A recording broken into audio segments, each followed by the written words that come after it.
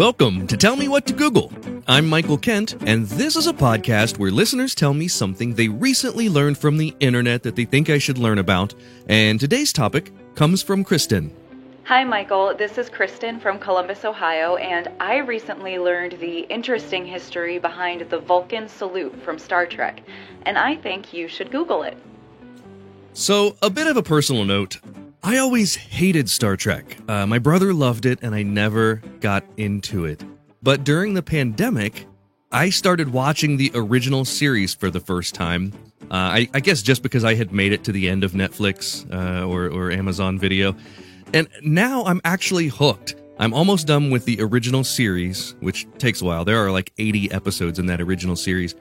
And I can't wait to continue with the next generation.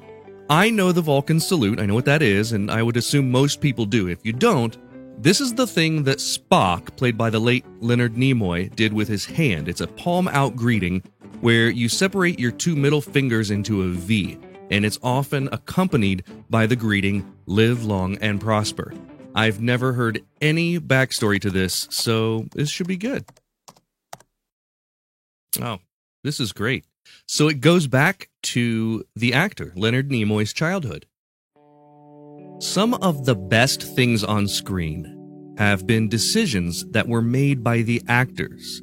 Things that weren't even in the script. Think of De Niro's famous "You Talking to Me" scene in Taxi Driver. That wasn't in the script. That was just De Niro ad-libbing. Or Humphrey Bogart's famous line, "Here's looking at you, kid." Not in the script. That's just something that Bogart was repeating. It was something that he had said to Ingrid Bergman earlier in that day off camera. So goes the story about Leonard Nimoy and the famous Vulcan salute. The salute was first used in the first episode of the second season of the original Star Trek series. That episode was called Amok Time, and the plot was that the Vulcans had a particular time that they had to mate with another Vulcan, and he had to return to mate with a woman who he had sort of an arranged marriage with. Spock was the only non-human being on the Starship Enterprise. He was only half human. So providing a backstory for this alien provided some interesting depth and color to the series. He was one of the main characters, yet we didn't know much about his people. This episode was providing the first look into other Vulcans, and as such, it was decided they should have some sort of way of greeting each other. This is where Leonard Nimoy remembered something from his Jewish upbringing. He recalled a time that he went to the Orthodox Jewish temple with his family in the north end of Boston and witnessed a group of 5 or 6 men facing the congregation and singing and shouting a Hebrew benediction. The prayer was called the Shekinah, which represents the feminine representation of God as she comes into the temple to bless the congregants. Along with the chanting and shouting, the men held their hands up, palms out, and fingers together, except for the middle and ring fingers, which were separated into a V. This split-fingered gesture, the Kohanim Jewish blessing, stuck in Nimoy's mind as something powerful. It's a sign of the Hebrew letter Shin, the first part of the words like Shalom and Shaddai. For Nimoy, he saw this blessing occurring during a time in which congregants are encouraged to cover their eyes or look away to not be damaged by the power of the feminine divine being entering the temple. Nimoy looked anyway, and he felt like he was witnessing something secret and something powerful. We'll continue this story after a couple quick words. Do you like jokes? How about stories? What about magic tricks? If you said yes to any of those, you'll love my weekly live stream show, Joke Story Trick Live. Every Tuesday at 9 p.m. Eastern, we gather to tell listener jokes, do magic, even learn magic, and bring on a special guest to tell a story. We've had everyone from a sitting U.S. congressman to television stars to WWE wrestlers. It's always a great time, and it's a free show. Just go to jokestorytrick.com to watch past episodes or tune in every Tuesday at 9 p.m. Eastern. That's jokestorytrick.com. I hope to see you there.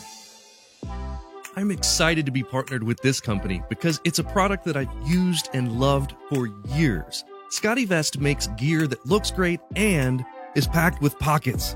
And as much as I travel, that's always been a huge perk. But even on years like this one where I don't travel as much, my SCOTTeVEST fleece is just as useful because I'm always carrying so much stuff with me. My wallet, my phones, my keys, my mask. and there's a pocket for everything. Not only that, they now have an awesome new face mask that allows you to even use a straw while wearing it. Go to ScottyVest.com, that's SCOTTEVEST.com, and use my promo code TELLME, all one word, for 15% off your order. That's ScottyVest.com and enter promo code TELLME. If you're a fan of this show, my other show Joke Story Trick, or my comedy magic career in general, you should consider supporting me by joining my Patreon. I work hard to make sure that there's always fresh content on there, including bonus footage, exclusive videos, and free stuff like stickers, balloons, drink koozies, and more. You can join for as little as $1 a month and can leave at any time. I consider the folks over at Patreon my most loyal and true fans, and I would love to see you there too. Just go to patreon.com/Michael Kent and choose what level of membership is best for you. You can pledge $1, $5, or $10 and get more and more bonuses the more you pledge. Once again, that's patreon.com/Michael Kent. When Leonard Nimoy was looking for a choice to make for his character, he remembered this split-fingered blessing and decided to use that with one hand instead of two like was used in the temple as the way that Vulcans greeted each other. In that episode, the first episode of the second season, he used the salute to greet the Vulcan character T'Pau, played by Celia Lovsky, and to his bride-to-be, T'Pring, played by Arlene Martel. It was an instant cultural phenomenon. Star Trek viewers within just a few days would use the Vulcan salute to greet Nimoy in public and to greet each other. It became iconic. If you've seen the hand signal, you've probably also heard the accompanying greeting. Live long and prosper. Not many people realize, however, that there is a correct response. If a Vulcan says, live long and prosper, the response is peace and long life. Other times in the series, they just say live long and prosper as a response. In the Vulcan language, it's Diftor Hesmusma. And can I just say it's ridiculous that I can apparently handle Vulcan pronunciations better than French pronunciations on this podcast? Well, there are many possible attributions to live long and prosper. There's an ancient Egyptian blessing which says, may he live, be prosperous, be healthy. There's a phrase in Deuteronomy in the Bible that says, live and prosper, and even Shakespeare's Romeo and Juliet has the line, live and be prosperous, when Romeo says goodbye to his servant Balthazar. There are many phrases similar in literature throughout history, so it's tough to know exactly how they landed on this for the Vulcan greeting, but it too became iconic. Leonard Nimoy died in 2015, and that year, to honor him, astronaut Samantha Cristoforetti took a photo of herself doing the Vulcan salute from space. The original goal in creating the Vulcan salute was just to show a glimpse of Vulcan culture and to add background to one of the TV show's central characters. But the result had a much larger impact. The result was sort of a cultural icon that became synonymous with the show itself. So if you're a Trekkie and you give the Vulcan salute, just know you're also giving a sort of Hebrew blessing. And with that, I wish you peace and long life. It's time for the part of the podcast where I call a friend and see if they already know what we just learned. And today, I've invited my good friend Jimmy Mack on the show. In addition to being a hilarious comedy performer, Jimmy is a comedy writer and the head writer for Shadowbox Live, a theater here in Columbus, Ohio. And he's the author of the book, Daddies Shouldn't Breakdance. Hey, Michael. Hello. What's going on, Jimmy Mack? How have you been, man? I've been great, man. How about you? Good. I can't even remember the last time I saw you in person. It's been a while. Yeah. I probably one of the shows there at the Bistro. Yeah. Back when people got together and touched. Yeah, man. Well, I mean, I was never a big fan of the handshake before this. And no, you went straight to kissing. I remember. Straight to open mouth. I think I'm going to use this as an excuse to never handshake again. Ooh, really? So, because a lot of people are saying they didn't like it, but now they can't wait to do it again. But you're like, no, I'm actually, this is good. This is a I good thing. I'm anxious to be around people and to like go to restaurant. I'm anxious for everything except I've never really enjoyed handshakes Yeah. only because I've seen enough dudes leave the bathroom without washing their hands. It is disgusting. Yeah, I've seen that too. You're right. So for the same Right. reason that I don't stick my hand in someone's pants as soon as I meet them, Right. I don't think I should have to shake their hand. I was going to ask you about high fives, but I think we just covered that too. Yeah, high five feels a little bit better because of it's such a momentary contact Right. Right. that there's very little ability to get their cooties on me. But Well, I can't wait to see you and not shake your hand. yeah, maybe we'll do maybe a fist bump. Back of the hand feels better than front of the hand, I think. I agree with that. Yeah. So. I've been hit by both. I prefer the back. Yeah, yeah. I think that the smacking across the face with the back of the hand. I demand satisfaction. Yeah. So I'm ready for it to be over because mostly I've been in my basement for a year, Yeah. and you're in the same boat. At Shadowbox, you haven't been able to perform Right. in it on stage. That's right. Yeah. You guys were gonna open up at one point, right? Or We did opened you up open for about 3 weeks back when they said we could open up with a limited amount of people, and then it, then right after 3 weeks, the health advisory came out again to not go out and do anything. So we thought it would be best to close back down for a while until things got more under control. So yeah, we've been doing a lot of obviously I'm a writer, so I don't need to be in the space to do that. I've been doing a lot of that. Yeah. And we've been meeting a lot to talk about what our future holds, and we're trying a lot of virtual things and making the best of this terrible situation. Have you found that having to be so flexible during the pandemic that you are becoming more creative as a writer? I don't know about more creative, because one of the things I really miss is the camaraderie and the back and forth of just the banter that I had with a lot of other creative people. And a lot of times that really led to some good stuff. And I don't have a lot of that now. Yeah. Luckily my family's pretty funny, so I get some stuff here. But so I think it's, in a way it's better because I focus a little better because I force myself to do it more, but I don't have that sort of like constant creativity around me like I used to. Well, that is a pretty good lead into our quiz today. Oh, okay. Because our first question is based around a television show. Question number 1. For this question, we're playing for $1,000 transferred from my checking account to my savings account. Nice. Okay, good. So if you get it right, I have to save $1,000. Okay. So the stakes are high on this. This is the most money I've ever put on one of these quiz questions so far. Okay. And there are stakes too. I love this. All right, let's do it. All right. This is a multiple choice question. Okay. What popular television show greeting was based on a Jewish blessing? A. Siskel and Ebert's 2 thumbs up. B. The Vulcan salute on Star Trek. Or C. The entire bar yelling Norm on Cheers. I am going to go with B, the Vulcan salute. You are right, my friend. The Vulcan Yes! salute on Star Trek was based on a Jewish blessing where they did the hands with the V's, and I now have to save $1,000. Yeah. So thank you, Jimmy. You're welcome. You're welcome. My retirement will thank you one day. When I'm an old man. You'll have exactly $1,000 in the bank. No, there'll be interest. It'll be interest. There'll be $1,020. My gosh. All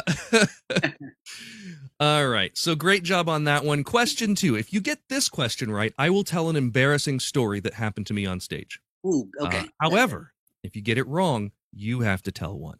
Oh, God. All right. That's fair.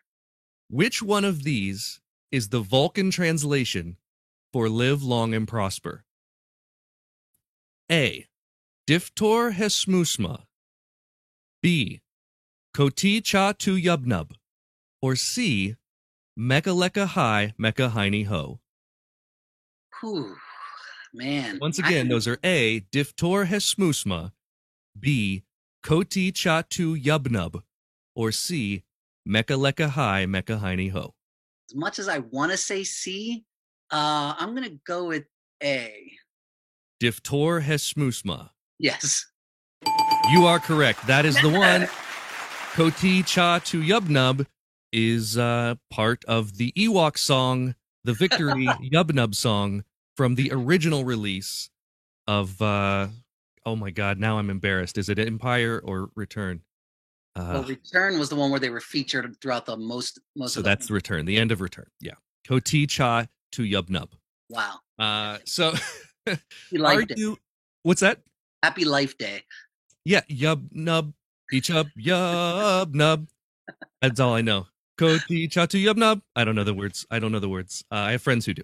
Would you consider yourself a Trekkie in any sense of the word? I really enjoy Star Trek, but no, I would never. I'm not like a diehard fan, and I don't know a ton of trivia about it. But if there's like an episode on, I will absolutely watch it. And in my younger days, I watched it quite a bit, but never to the point of an obsession. Yeah, but Star Wars. Star Wars, same thing. So I like them both, Okay. but I was never like diehard either. I enjoy both of them. So that whole like battle, I was fine with whoever won. So that brings me to question 3, because Okay. if you get this one right, I will send you a Tell Me What to Google sticker in the mail. Oh my gosh. Okay. If you get it wrong, you have to send me a Shadowbox Live sticker in the mail. Okay. That's fair. If there is no such thing as a Shadowbox Live sticker, you can print Marx Brothers paraphernalia and mail me that. That's perfect. Or else I'll just find something shadowboxy and I'll make it sticky for you. Okay. I don't know if I want that. Can I specify what makes it sticky? We should just move on, Michael. Okay.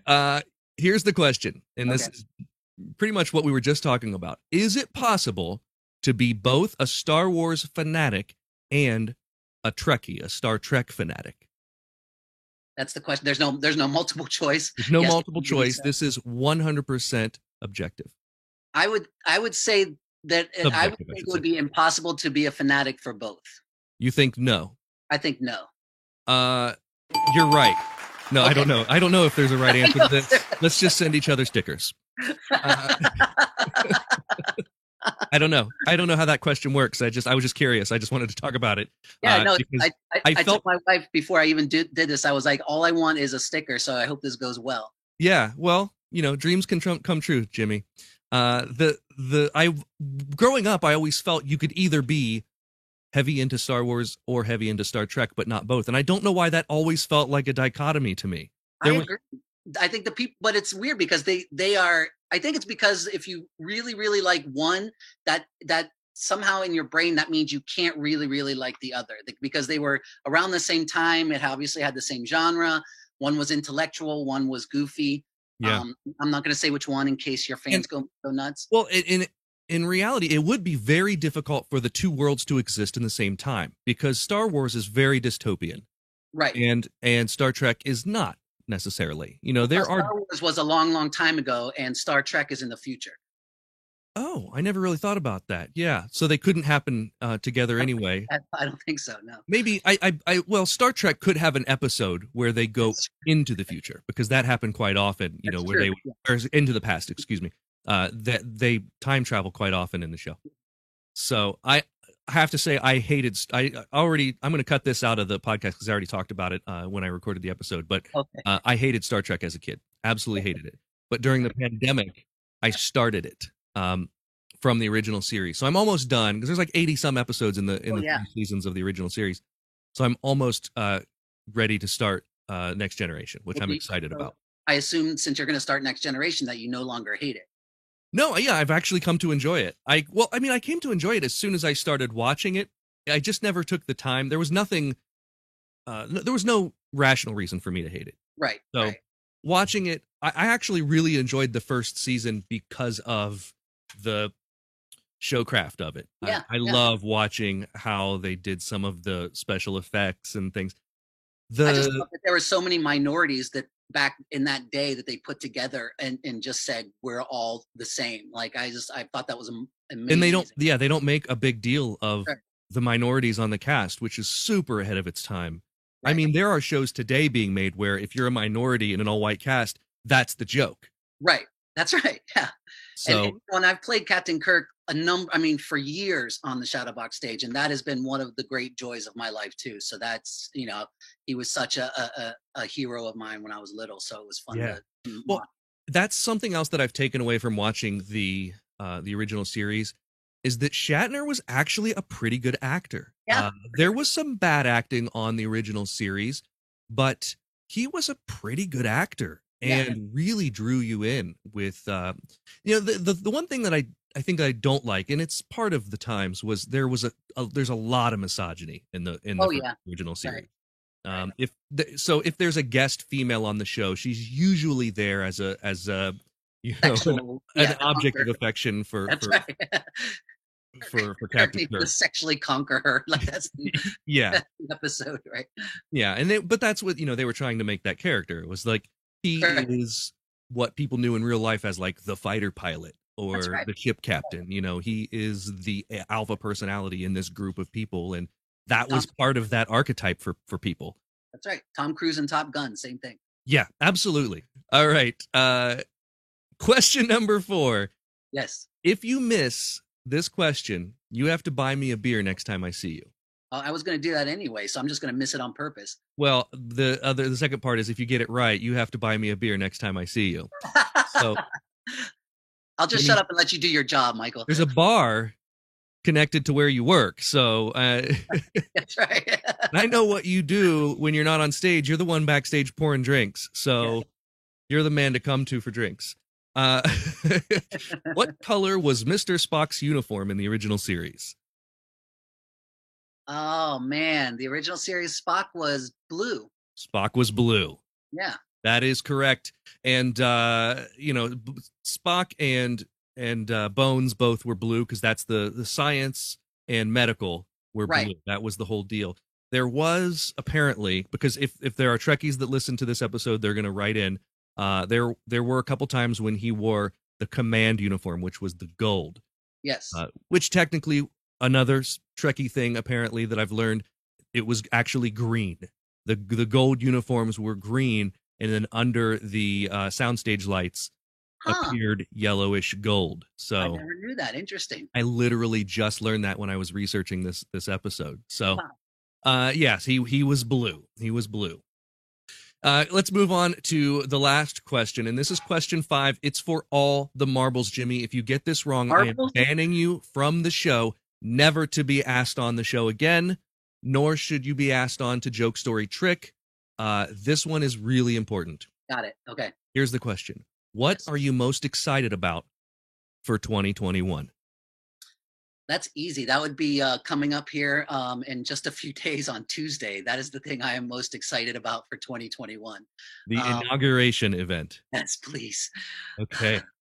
Well, I'm excited for that. I'm excited for hopefully vaccines to do their job. I'm excited to get back to work and entertain people again, and see my Shadowbox family on a routine basis, and visit relatives that I haven't been able to see for a while. So a lot of things I'm excited. I also am excited for both of the events that you named, both this week, assuming that stuff doesn't get too crazy in the nation's capital, and of course the vaccine. I am super stoked. I can't wait to not have to worry about this crap anymore. Yeah. And you know what, though? Like the handshake, I think I will also continue wearing masks in certain situations post-pandemic. I honestly don't think that's a bad thing. Like, I think that's probably, when I went to Hong Kong, and they did it there all the time. Like, they just part of their dress. I tried. The first time I went to Asia, I tried to wear a mask because I felt weird not wearing one. Yeah. And the group that we were with gave them to us. And I put it on, and it was like 3 minutes, and I took it off. I was like, I can't breathe. And now I'm like, if I don't have it on and I'm in the store, I feel like I'm exposed, like I'm going to die. Right. It's become, that comfort blanket between me and the deadly society. Yes. So, yeah, no, I think at least on airplanes, I will be wearing them post-pandemic, and probably not too many other places. Do you find it hard to open kiss people hello with a mask on? I pull it down and I go for the ear. It doesn't, they don't draw back quite as much, because they're like, no one's talking about wearing masks on your ears, so they feel like that's more safe. Right. They think you're going to whisper, and then you just go in for it. You go in for it, And then, you whisper, I've been vaccinated. And then they're okay. Oh, good. Okay. Yep. That's all good. Yeah. Thanks for coming on the show, man. It was awesome to talk to you and to catch up. Thank you for having me anytime. And it's always a pleasure to see you, my friend. That's all for this week. If you enjoyed this episode, please help me out by leaving a review of the podcast on iTunes, along with a sentence or two. Writing a few words helps a ton to allow other people to listen and to allow other people to tell me what to Google. We'll see you next week. Tell Me What to Google would like to thank the Patreon subscribers whose monthly contributions put them at producer status. Sean Brown, Catherine Morgan, Taylor Hurt, Bryce Swanson, David Lucas, Alan Sekulik, Eugene Anderson, and Scott Schuler. The show is written and produced by me, Michael Kent. The theme song is by Reed Mathis, and additional music this week was Puddle of Infinity. You can listen to past episodes by searching for Tell Me What to Google wherever you get your podcasts. And you can see bonus content at patreon.com/Michael Kent.